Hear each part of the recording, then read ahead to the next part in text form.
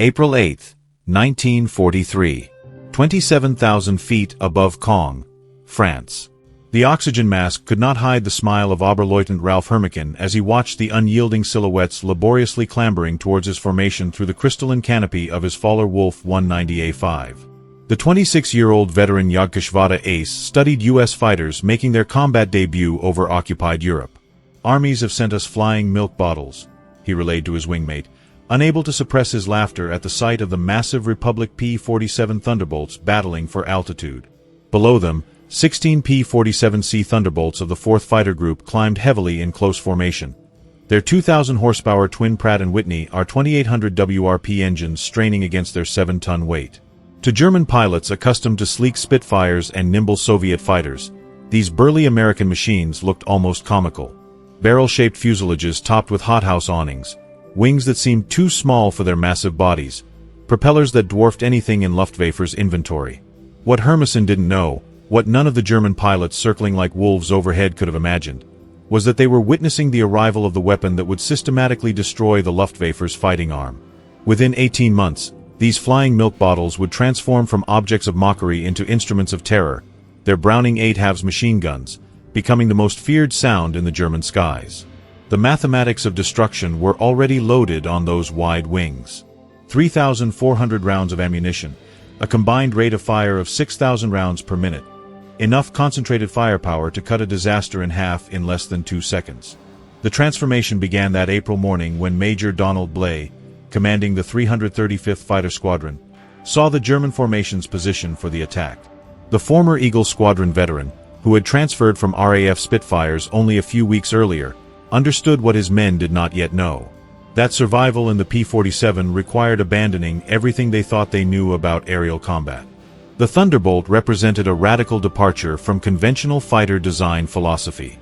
While the Germans had sought light interceptors optimized for climb and turn performance, Republic Aviation had created something unprecedented, a high-altitude monster that used mass, power, and firepower to redefine the rules of air warfare. Among the 56 American pilots scattered across the French skies that morning were men who would become legends, future aces whose names would strike fear into Luftwaffe's hearts. But on April 8, 1943, they were novices in an unproven machine, facing off against the world's most experienced fighting force. The Germans had been fighting continuously since 1939 with veterans from Poland, France, Britain, and Russia. The Americans had been in combat for exactly 0 days. This story is about how industrial logic defeated tactical brilliance, how quantity and quality merged into overwhelming superiority, and how the laughter of German pilots turned to terror when they discovered what synchronized Browning machine guns could do to an aircraft at 400 yards. The Republic P-47 Thunderbolt had emerged from a panic in June 1940. As German fighters rampaged through France, Georgia-born Alexander Karpf, chief designer of Republic Aviation, received urgent specifications from the U.S. Army. They wanted a high-altitude interceptor capable of matching the best of the Luftwaffe. What Cartelli designed instead was a monster that redefined the possible. "It's going to be a dinosaur," Cartelli admitted to his design team. "But it will be a dinosaur with good proportions." The XP-47B prototype that first flew on May 6, 1941, surprised everyone who saw it. With 9,900 empty, it weighed 65% more than its predecessor, the P-43 Lancer. The huge turbocharger system, with its complex ducts running through the rear fuselage, gave it an almost pregnant appearance. Test pilots approaching for the first time invariably asked the same question. "This thing really flies." "I didn't just fly, I flew like nothing else at altitude."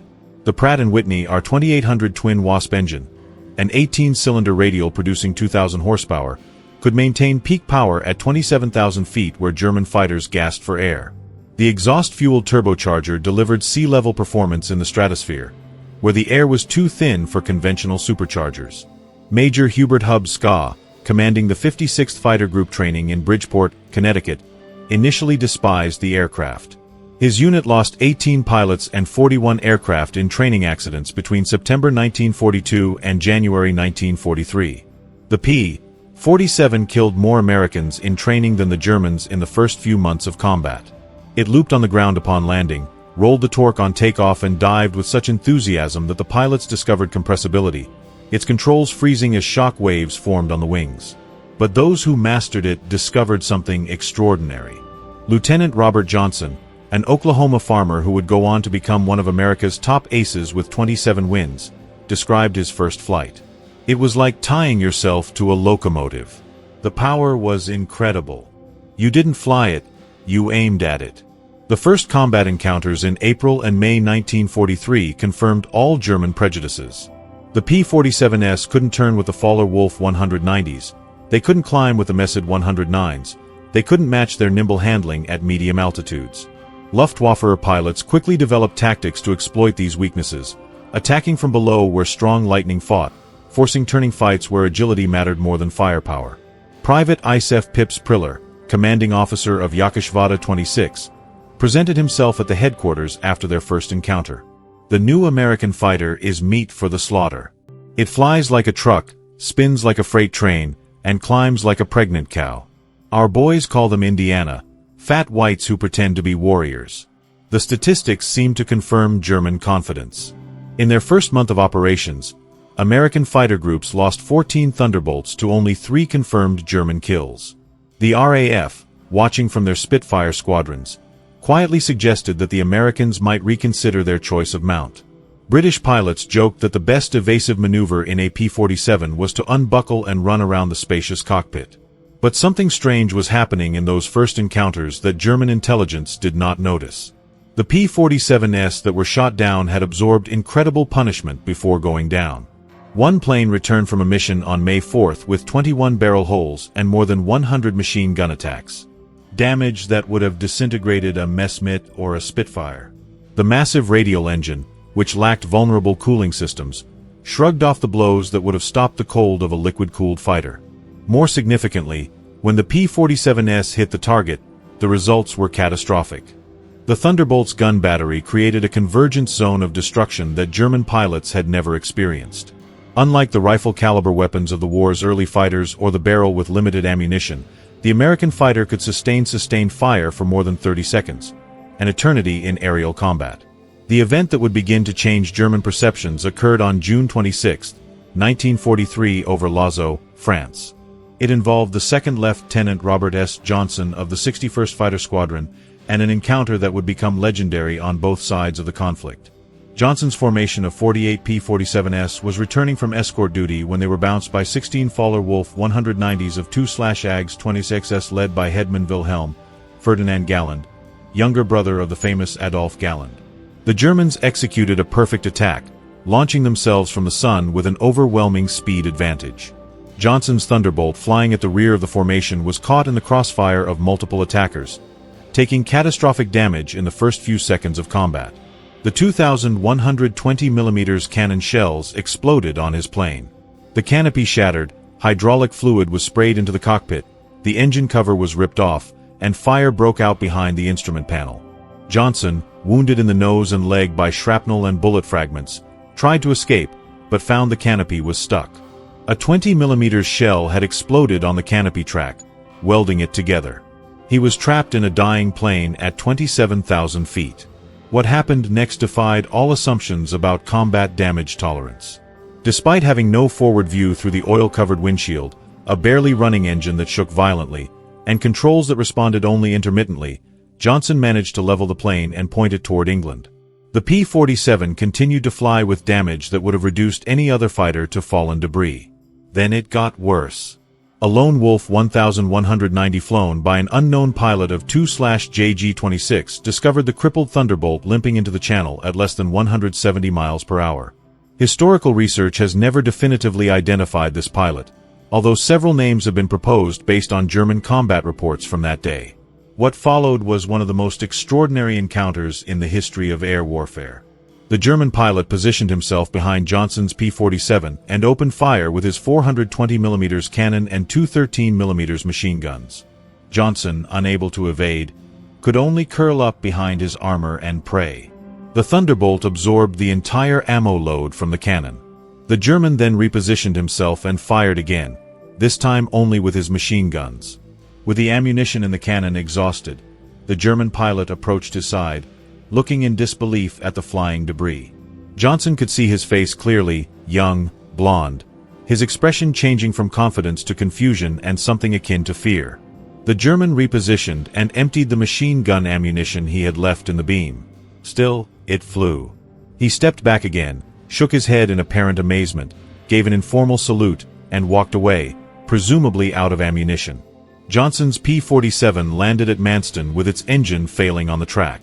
The crew chief stopped counting bullet holes after reaching 200. A cannon shell had exploded inches from Johnson's head. Another had detonated against the armor plate behind his seat. The engine had received direct hits. The control cables were partially cut.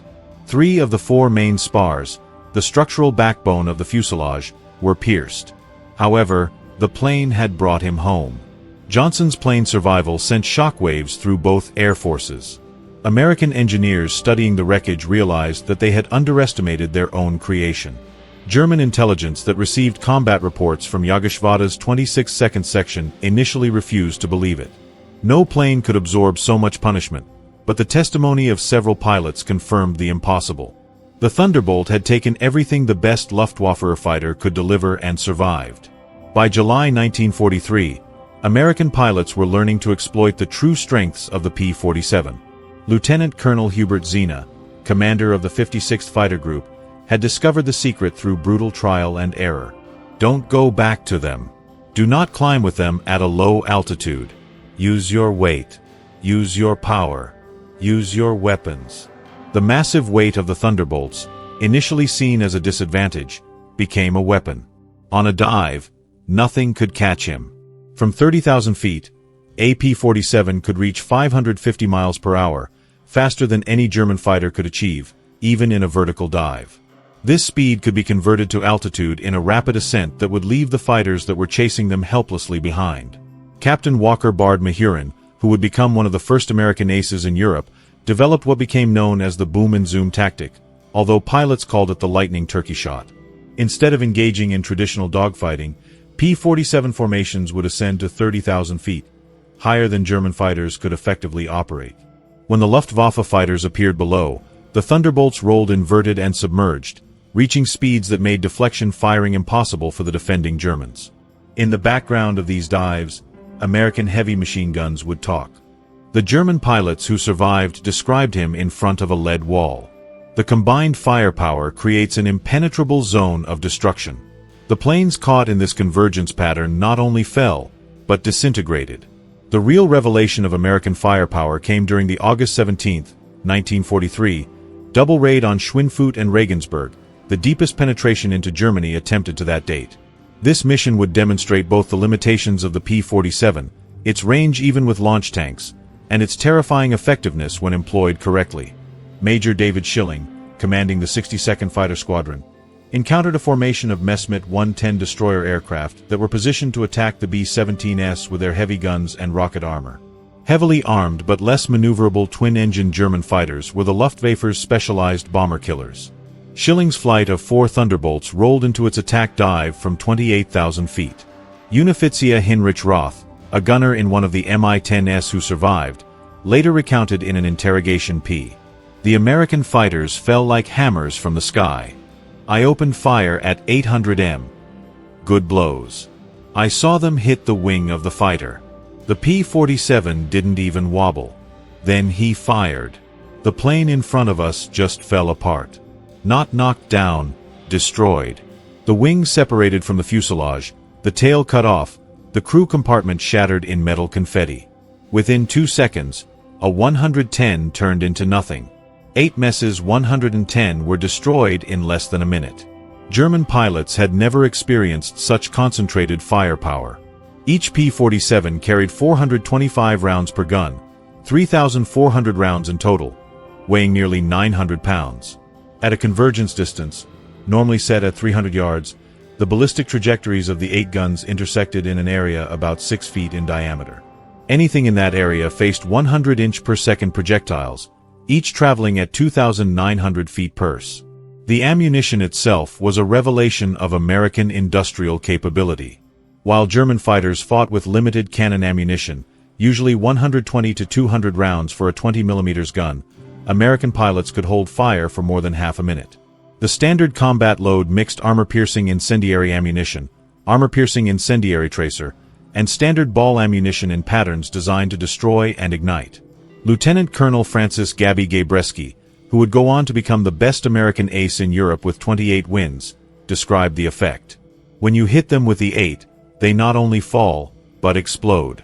I saw a 109 literally cut in half, tail dropping one way, nose and wings another. The pilot never knew what hit him. In September 1943, the Luftwaffe was discovering another horrific reality about the P-47. Their performance improved dramatically with altitude, while German fighters suffered. The twin turbocharged Wasp engine maintained its rated power of up to 30,000 feet. German fighters that relied on single or two-stage mechanical superchargers saw their performance degrade significantly above 25,000 feet. Oberleutnant Hans Philipp, one of Germany's most successful aces with 206 wins, fatally encountered this reality on October 8, 1943. Leading Jagdgeschwader 1 against AB-17 formation 28,000 feet above Bremen, Philipp found his Faller Wolf 190A6 slow and unresponsive in the air. The BMW 801 engine, powerful at medium altitudes, gasped for oxygen nearly 6 miles above the Earth. When the P-47s of the 56 Fighter Group were launched on their formation from 32,000 feet, the German fighters were easy targets. Robert Johnson, now an experienced fighter pilot on his way to ace status, was flying at 31,000 feet when he spotted Philipp's distinctive Wolf with its elaborate nose art. Johnson's combat report was clinical. He opened fire at 300 yards, 30 degrees deviation. Impacts observed along the entire fuselage. The enemy planes exploded. No parachutes were observed. Philipp's death sent shockwaves through the Luftwaffe. If one of their best, a man who had survived more than 500 combat missions on the Eastern and Western fronts, couldn't survive against the Thunderbolts, what chance did the average pilots have? The German High Command ordered an immediate investigation into the capabilities of the P-47. The report delivered to Reich Marshal Hermann Göring in November 1943 was sobering. The Thunderbolt service ceiling exceeded 42,000 feet, higher than any German fighter could reach. Its dive speed approached the sound barrier. Its armor included a 3/8-inch steel plate behind the pilot, a 1/2-inch bulletproof glass windshield, and armored deflection plates around the engine. Most disturbingly, its robust construction allowed it to absorb damage that would destroy 3 conventional fighters and still return home. In January 1944, a new variant of the P-47 began to arrive in England that would complete the transformation from laughingstock to nightmare. The P-47D-22 featured a standard Hamilton hydraulic propeller with 13-foot diameter paddle blades with wide cable blades that bit into the air like huge OES. The improvement in the rate of promotion was immediate and dramatic. Where earlier Thunderbolts had ascended at an anemic speed of 2,200 feet per minute at sea level, paddle blade variants could reach 3,000 feet per minute, matching or surpassing German fighters at most altitudes. The massive propeller also improved acceleration, allowing the P-47s to accumulate energy faster in level flight. Hedman Heinz Knoker of Jagdgeschwader 11, a veteran with more than 200 combat missions, encountered the new variants in February 1944 during a bomber intercept near Hanover. He wrote in his combat diary, "Fat American fighters have learned to climb. We bounced off a formation near Hanover, hoping for our usual advantage. They came towards us and went up with us. When we tried to unhook, they followed us up to 30,000 feet. Schmitt was caught and torn apart. There was nothing left but smoke and fragments. These are not the same machines we laughed at last year." The paddle blade propeller did more than improve performance. It changed the sound of the Thunderbolt. The distinctive thunderous roar created by the tips of the blades reaching supersonic speeds could be heard from miles away. German ground troops reported that they could identify approaching P-47s by sound alone. A deep, menacing roar that meant death from above. They began to call it Donnerschlag Thunderclap. By March 1944, P-47s equipped with external fuel tanks could escort bombers to Germany. The standard configuration carried either 2 108-gallon wing tanks or a 75-gallon belly tank, extending the range to more than 1,000 miles. With the paddle blade propeller providing improved performance even when loaded, the Thunderbolts could fight on equal terms immediately after dropping the tanks. The Luftwaffe's response was to concentrate on bombers, hoping to inflict enough losses to halt the American daylight campaign. But this required flying through the P-47's escort screen, an increasingly suicidal proposition. German pilots developed a grudging respect that bordered on fear for large American fighters. Major G.A. Rall, one of Germany's top aces with 275 victories, mostly on the Eastern Front, survived an encounter with P-47 on March 6, 1944 that left him severely wounded. He later recalled in a post-war interview, "We saw them above us, fat silhouettes against the sun." Someone laughed and said, "Here come the flying pigs." No one was laughing 30 seconds later. They fell like an avalanche, faster than we could react.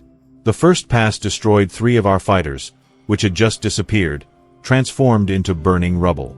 Their guns didn't fire in bursts like ours. They poured out solid streams of fire. To be caught in that current meant instant death.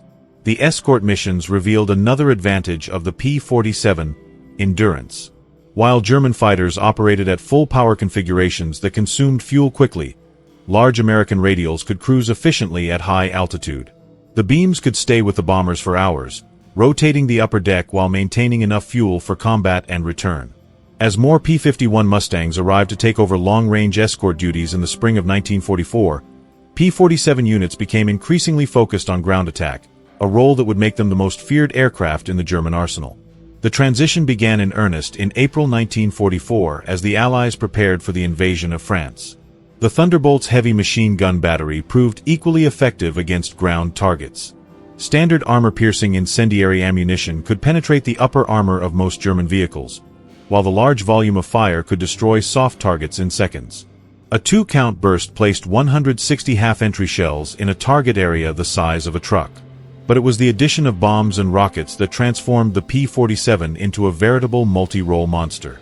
The D-25 variant could carry 2 1,000-pound bombs under the wings and 1 500-pound bomb under the fuselage, a bomb load equal to that of early war medium bombers. Later variants added zero-length rocket stubs for 10 5-inch high-speed aircraft rockets, HVRs, each equivalent to a 105 mm artillery shell. Oberst Hans von Luck, commanding the 125th Panzer Grenadier Regiment during the Normandy campaign, experienced firsthand the ground attacks of the P-47. They arrived low, so low that you could see the faces of the pilots. The sound was terrifying. Engines roaring, rockets screaming. Then the hammer of those heavy machine guns. A column of our trucks simply ceased to exist. 20 vehicles transformed into burning wreckage in a single pass. The psychological effect on men was devastating. They called them Jabos, fighter bombers. But these were something beyond that. They were flying artillery with the precision of snipers. On June 6, 1944, the Luftwaffe discovered how completely the balance of power had changed.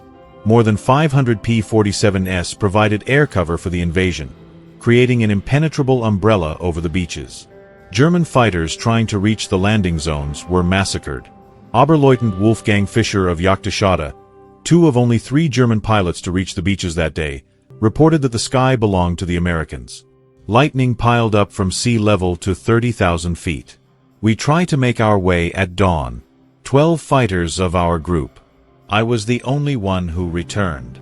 The P-47s were waiting at all altitudes. You couldn't climb over them. I couldn't dive under them. Their weapons turned our fighters into rain of aluminum. In the weeks following D-Day, the P-47s systematically destroyed the German movement in daylight. The statistics were staggering. In June alone, 9th Air Force Thunderbolts claimed 651 locomotives, 3,847 trucks, 512 tanks and armored vehicles, and 4,553 horse-drawn vehicles destroyed. The Wehrmacht was forced to move only at night, severely hampering its ability to respond to Allied advances. The Germans tried everything to counter the threat of lightning. They reinforced the armor of vehicles, deployed more anti-aircraft guns, developed new camouflage techniques. Nothing worked. The P-47's combination of speed, armor, and firepower made them nearly unstoppable. Even the dreaded 88mm flak guns struggled to track fast-moving fighters at low altitude. While devastating Europe, the P-47 was simultaneously proving its worth in the Pacific theater. The 348th Fighter Group operating out of New Guinea found that the qualities of the Thunderbolts were perfectly suited to the vast distances and harsh conditions of the Pacific War. Colonel Neil Kirby, commanding the 348th, developed tactics specifically for the Pacific. On October 11, 1943, Kirby led 4 P-47s against 40 Japanese aircraft over Wei-Wok, shooting down 6 enemy aircraft in a single mission, earning him the Medal of Honor. The Japanese, accustomed to fighting agile but fragile American fighters, were unprepared for the P-47's combination of firepower and durability. Japanese ace Saburo Sakai, who encountered P-47 over New Guinea, later wrote, "We call them monsters. Our 20mm gun, which could destroy a P-40 with a few hits, seemed to have no effect.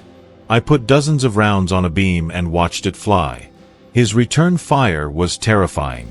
Streams of heavy bullets that destroyed planes." The P-47N, developed specifically for the Pacific, featured increased fuel capacity with wet wings rated at 93 gallons each, extending the range to 2,350 miles. This variant would escort the B-29s to Japan, proving that the short-legged fighter of 1943 had become a true long-range weapon. Perhaps the greatest vindication of the evolution of the P-47 came in its encounters with German fighter jets. The Messerschmitt Me-262, with its top speed of 540 miles per hour, should have been untouchable by propeller-driven fighters.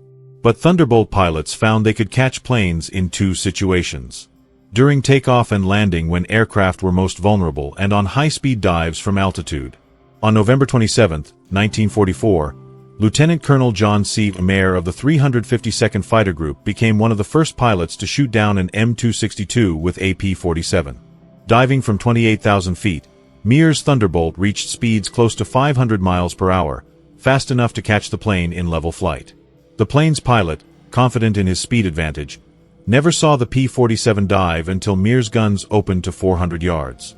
Mayer's combat report noted, "The enemy aircraft disintegrated under fire.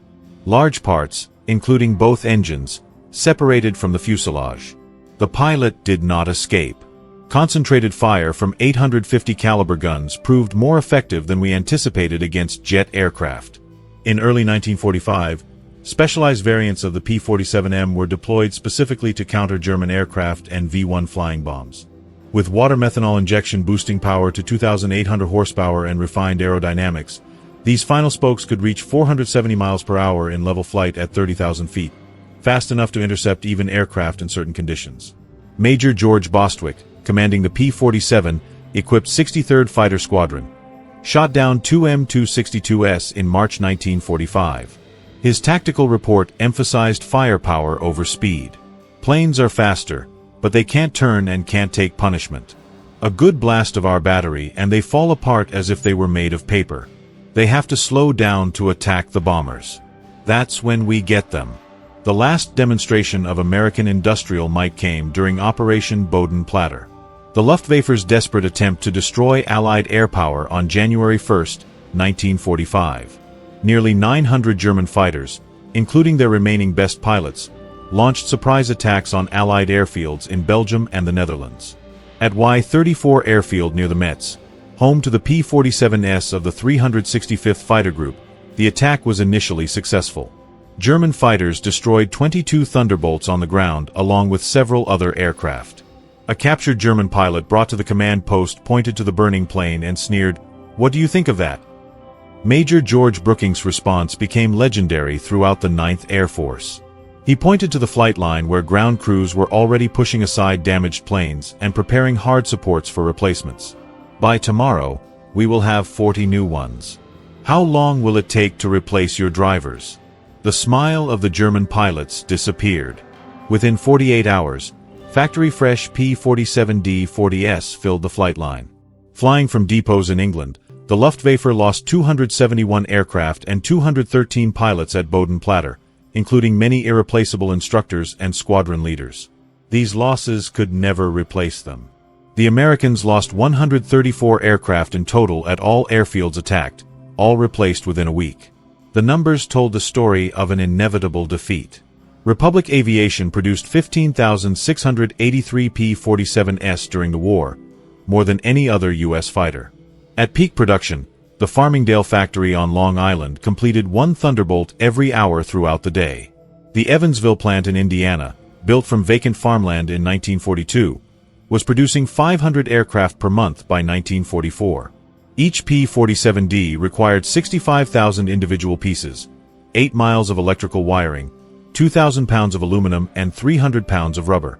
The engine alone contained 2,400 individual components machined to tolerances of thousandths of an inch. However, American workers, many of them women who had never seen an airplane before Pearl Harbor, assembled these complex machines with precision that exceeded peacetime standards. The production of ammunition was equally staggering. Each P-47 sortie required 3,400 rounds of 50 caliber ammunition with hundreds of beams flying daily missions. Ammunition consumption exceeded 10 million rounds per month by mid-1944.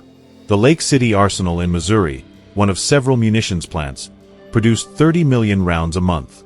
Each cartridge was manufactured to tolerances measured at 10,000 inches, ensuring reliable feeding through the synchronized gun mechanisms. The fuel consumption was enormous. Each Thunderbolt burned 100 gall per hour in normal flight, up to 300 gall in combat with water injection activated. The 9th Air Force alone was consuming more than 25 million gallons of aviation fuel monthly by the end of 1944. All of this was shipped across the Atlantic in tankers that were themselves products of American mass production. Even more impressive than the production of aircraft was the training of pilots. By 1944, the United States was graduating 30,000 pilots annually from advanced training, more than Germany had trained in the entire war. Each P-47 pilot received a minimum of 400 hours of flight training before entering combat, including 100 hours in advanced fighters. German pilots, by contrast, entered combat with less than 100 hours of total time at the end of the war. The quality shown in combat. The American pilots arrived in Europe trained in formation flight, instrument navigation, gunnery, and tactics. They had practiced against captured German aircraft, understanding their enemy's capabilities and limitations. They knew their aircraft systems intimately, having studied technical manuals that German pilots never received. Lieutenant Eugene Roberts, who arrived in England in September 1944, exemplified the American training advantage. I had 420 hours in my logbook, including 75 hours on the P-47. I shot at towed targets, practiced deflection shots, studied the camera film of the real combat weapon. On my first mission, I knew exactly what to do. The German driver I faced couldn't have had half my experience. It wasn't even a fair fight. In March 1945, Oberstleutnant Isef Priller, the same pilot who had mocked P-47s as pregnant cows 2 years earlier, was interviewed by German propaganda officials seeking to boost morale. His statement, considered too demoralizing for publication, revealed the complete transformation of German attitudes. The Thunderbolt is the best fighter bomber ever built. Its firepower is unprecedented. Weapons that never jam, never overheat, never run out of ammo in normal combat. It carries bombs like a medium bomber, fires rockets like artillery, and fights like a fighter when necessary. But beyond the machine is what it represents. Unlimited American production. They lose 10, build 20, we lose 1, it's gone forever. Their pilots arrive better trained than our instructors. They have fuel for training, ammunition for practice, spare parts for everything. We have nothing but courage. And courage without resources is just a delayed defeat. We laughed at them in 1943. We're not laughing now. When you hear those weapons, you know that death has called. The sound chases us. Mechanical, precise, unstoppable. Like everything American, it is an overwhelming material superiority. They didn't beat us with better tactics or braver pilots. They buried us under an avalanche of steel and lead. By April 1945, the Luftwaffe existed largely on paper. Fuel shortages grounded most planes. Experienced pilots were either dead or captured. The airfields were ruins full of craters. But even with planes and fuel, German pilots were faced with an impossible equation. Attacking meant engaging P-47 formations that possessed all altitudes from ground level to 40,000 feet. Feldwebel Klaus Brechender, one of the last German pilots trained in 1945, flew exactly one combat mission before the war ended. His encounter with P-47 over Leipzig lasted 12 seconds. I saw them dive from above, forays in perfect formation. I tried to turn, but they were too fast. The leader shot from 500 m. My plane shook as if it had been hit by sledgehammers. The engine exploded. The wings separated. I barely escaped. In the parachute, I saw them destroy all my staff. 6 wrestlers left in less than a minute. The sky rained, burning aluminum and bodies. The psychological impact was complete. The German pilots developed what medical officers called Jabo fever, physical symptoms of stress that appeared when lightning was reported in the area. Veterans who had faced Spitfires and Hurricanes fearlessly became physically ill prior to missions against P-47s. The distinctive thunder of approaching lightning caused panic among ground troops who knew that surviving meant finding cover immediately. The final statistics of P-47 operations defied comprehension. In Europe, 3,752 German aircraft destroyed in air combat. 3,315 aircraft destroyed on the ground. 86,000 railway carriages destroyed. 9,000 locomotives destroyed. 6,000 armored fighting vehicles destroyed. 68,000 trucks destroyed. 60,000 horse-drawn vehicles destroyed in the Pacific. 697 Japanese aircraft destroyed in aerial combat. 150 aircraft destroyed on the ground. 1,500 vehicles destroyed. 150 locomotives destroyed. Countless barges, ships, and facilities. The 9th Air Force alone, equipped primarily with P-47s, flew 213,873 combat sorties, dropped 120,000 tons of bombs, fired 135 million rounds of ammunition, and launched 60,000 rockets. Thunderbolt units achieved a 4.6 to 1 kill ratio in air combat while maintaining the lowest loss rate of any Allied fighter-bomber. Behind these numbers is the human cost. The Luftwaffe lost approximately 28,000 pilots killed in combat against Western Allied forces. Many fell under concentrated fire from U.S. heavy machine guns. Each loss represented years of training that Germany could never replace. By the end of the war, the average German fighter pilot had less than 30 hours of combat experience. The average P-47 driver had more than 200. At the Luftwaffe interrogation center at Oberursel, captured Allied pilots were interrogated by German intelligence. Records captured in 1945 revealed German evaluations of Allied aircraft. The file on the P-47 continuously updated during the war showed the complete change of heart. April 1943. Large and unmaneuverable Hunt. Lower than German types in all performance parameters except dive speed. Insufficient machine gun armor against cannon-armed combatants. Minimum threat assessment. December 1943. Exceptional high-altitude performance. Extreme structural strength. Firepower is becoming increasingly problematic. Pilots who show improved tactics. Evaluation. Significant threat above 25,000 feet in June 1944. Dominant fighter bomber. Superior to all German types above 20,000 feet. Devastating firepower against all kinds of targets.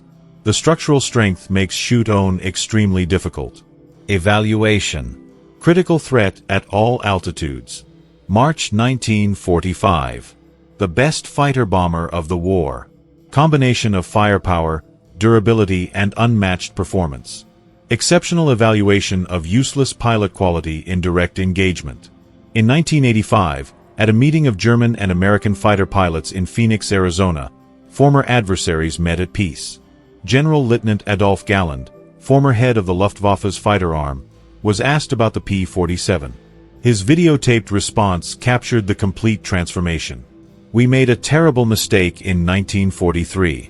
We saw this great heavy fighter and laughed. Americans don't understand aerial combat. We said they built a bomber and called it a fighter. We were the ones who didn't understand. The Americans did not attempt to build a European fighter. They built an American one designed around production, firepower, and survivability. They understood that in a war of attrition, the aircraft that could receive punishment and deliver devastating firepower would win. They were right. The first time I flew a captured P-47 after the war, I understood everything. The power was incredible. He climbed as if he were falling upwards. The cabin was comfortable. Excellent visibility. Precise controls. It was a pilot's plane wrapped in armor. But what really impressed me was realizing that the United States built more than 15,000 of these complex machines while fighting a two-ocean war. Each required a more complex engine than anything Germany produced. However, they built them faster than we could build simple fighters. That's when I knew we never had a chance. Those weapons, we called them Roosevelt's piano because of the sound they made. Once you heard that sound, you never forgot it. Many of my friends heard it for the last time. The P-47 not only defeated the Luftwaffe, it destroyed it.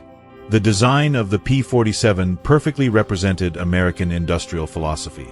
Brute force engineering backed by unlimited resources. Every component was overbuilt, mastered, and overdesigned. The wing spars could support 40,000 pounds, 3 times the loaded weight of the aircraft. The motor mount could withstand forces of 12 G. Control cables were doubled with automatic backup systems. The ammunition feeding system alone was an engineering marvel. 8 separate ammunition boxes, each with a capacity of 425 rounds, fed through electric booster motors to prevent jamming during hygiene maneuvers. The guns were electrically heated to prevent freezing at altitude. Each weapon had its own loading mechanism and could be individually synchronized. Convergence was adjustable from 150 to 400 yards, allowing pilots to optimize their preferred combat range. Even after the war, some German veterans argued that the P-47 won by quantity, not quality. That the German fighters were technically superior but overwhelmed by numbers. Combat records tell a different story. In matchups where the numbers were equal, the P-47S consistently prevailed. Heavy machine gun armament, discarded as inferior to the cannon, proved to be more effective in actual combat. Analysis of images from gun chambers revealed why cannon shells, while individually more destructive, required accurate aiming and had limited ammunition, usually 120 to 200 rounds in total.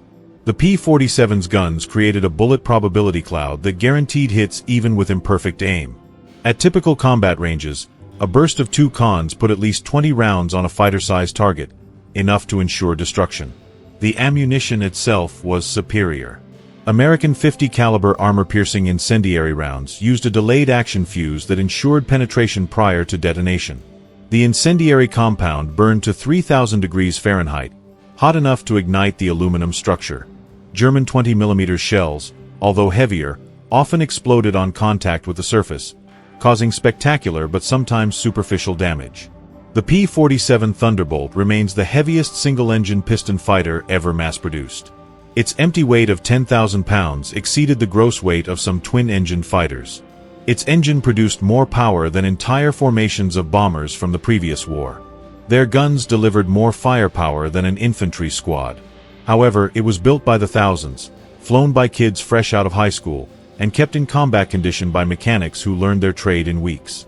The transformation of German opinion from mockery to terror took less than 2 years. At that time, the flying milk bottle became the most feared aircraft in the Luftwaffe experience. Veterans who had braved Soviet Spitfires, Hurricanes, and Yaks undeterred spoke of P-47s under their breath decades after the war. At the United States Air Force Museum in Dayton, Ohio, a restored P-47D is among other legendary fighters. Their poster lists specifications and battle honors, but the true story is told in a small display case containing spent .050 caliber shells and a gun chamber film strip showing a Folly Wolf 190 disintegrating under fire. Below the screen is a quote from an anonymous German pilot taken from a 1945 interrogation report. "We laughed when we saw them for the first time. Fat and ugly American fighters who couldn't spin, couldn't climb, couldn't fight. We stopped laughing when we realized they didn't need to turn or climb. They just pointed those guns at you and you ceased to exist. The laughter died with our companions." The P-47 Thunderbolt entered combat as an object of ridicule and ended the war as an instrument of annihilation. In between, 8 synchronized Browning machine guns rewrote the rules of air warfare and buried the Luftwaffe under an avalanche of lead. German pilots had laughed at the American fighter in April 1943. By May 1945, there were no German pilots left to laugh at. The thunder had spoken, and the sky belonged to America.